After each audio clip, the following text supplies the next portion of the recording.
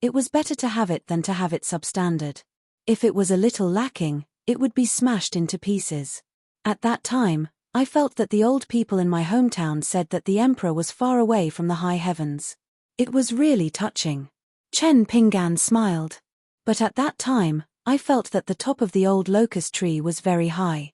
The pointy head of the old porcelain mountain was also very high. As for whether it was far or not, it was probably far enough to go to the mountains to chop firewood and burn charcoal. At least it was much farther than when I was young. I went up the mountains to pick herbs. Kui Dongshan was in a daze. Hearing this, Kui Dongshan said softly, "When I was young, I was locked up in the attic to study. I didn't feel anything about the height. I could only look into the distance through the small window.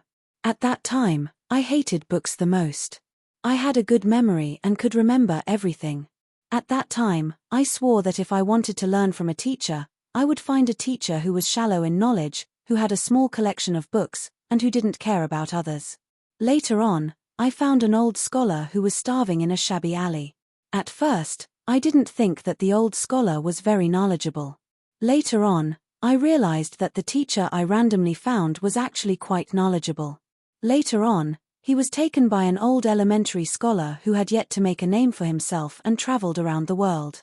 He was refused entry many times, but he also met many true scholars. When the old elementary scholar said that he wanted to go back and compile a book, he felt that he had walked a long way. At that time, the old scholar swore that if this book was printed, it would sell at least 1,000 copies. It would definitely be sold to other provinces and counties. When he said this, the old scholar's voice was very loud. I knew then that he had a guilty conscience. Chen Pinggan smiled. She chose me because of Mr. Qi. At first, it had almost nothing to do with me, Chen Pinggan. You shamelessly begged me to be your teacher, but in fact, it was the old scholar who forced you to become his disciple. It had little to do with me, Chen Pinggan, in the beginning. Kui Dongshan wanted to say something. Chen Pinggan waved his hand and continued. But even if it didn't have much to do with me, it still had something to do with me. Because at some point in time, I was that one, or even one in a million. It was very small, but it was the beginning of everything. I'm not unfamiliar with this kind of thing. In fact, to me, there was an even bigger part. I was the totality of many things. For example, after my father left and my mother fell ill, I was the totality of everything. If I didn't do anything, I really would have nothing at all. Back then, the door in Jiu Kan's courtyard, the bowl of rice on the table in their house, was also the totality of everything. Chen Pinggan from Mud Bottle Alley might have been able to change his way of living. But the Chen Pinggan who is sitting here and talking to you today is definitely gone. At this point, Chen Pinggan gently clenched his fist and knocked on his chest. When we miss this world very much, our days will be very difficult. Chen Pinggan turned his head and smiled. But what a coincidence. I'm afraid of everything, but I'm not afraid of suffering. I even feel that the more I suffer, the more it proves that I'm alive in this world. There's no other way. If I don't think like this, my life will be even more difficult. Chen Pinggan looked at the white-clothed youth. Only in this matter, you're inferior to me. This disciple is inferior to teacher. But this matter, don't learn. It's not that it's bad, it's just that you don't need it. Kui Dongshan nodded. Chen Pinggan leaned back and folded his hands under his head. He said softly, Pei Qian suddenly learned martial arts because of Cao Qinglang, right? Kui Dongshan grunted. Teacher guessed that Pei Qian had already started practicing martial arts. The reason why he practiced martial arts was even more so. Chen Pinggan said, then when I meet her, I'll tell her that she can miss Senior Kui, but she doesn't need to feel guilty. If Pei Qian nods and agrees, but can't do it, that's even better. I believe she'll be the same. Pei Qian, you and I, we're all the same. We know the truth, but we can't get over it. So when we grow up, every time we return to our hometown, whether it's thinking or walking, we'll be worried. The older we get, the more we can't see it. For Pei Qian, the bamboo house in Desolation Mountain was the bottom of her heart. Senior Kui was able to take her through the bottom of the Nanyuan kingdom. If Senior Kui was gone, she would never be able to cross the new bottom of her heart in this life. But I feel that there are some bottomless pits that stay in the heart for a lifetime. If it's unfair, we can only secretly go around it. There's nothing wrong with that. Chen Pinggan finally said, I'm most afraid that I'll feel that I have a clear conscience. I'll feel that my conscience is better. I'll take it for granted. What do you think? Kui Dongshan turned his head. Teacher was no longer speaking. He closed his eyes and seemed to have fallen asleep. Kui Dongshan also closed his eyes and his thoughts drifted away. Only the murmuring of the water could be heard. The mountain was high and dangerous, but no words could be heard. Kui Dongshan felt somewhat at ease and fell asleep leisurely. After an unknown period of time, Kui Dongshan suddenly said, Teacher, how sad are you to see little treasure bottle and Pei Qian grow up? How gratified will Qi Jingchun be to see Sir grow up? Chen Pinggan didn't speak. He seemed to be still sleeping. Kui Dongshan didn't speak anymore. After a long silence, he couldn't help but ask, Teacher? Chen Pinggan said softly, Yes. You're tuning in to the Celestial War YouTube channel. Don't forget to subscribe and join us on this journey to catch the most captivating stories.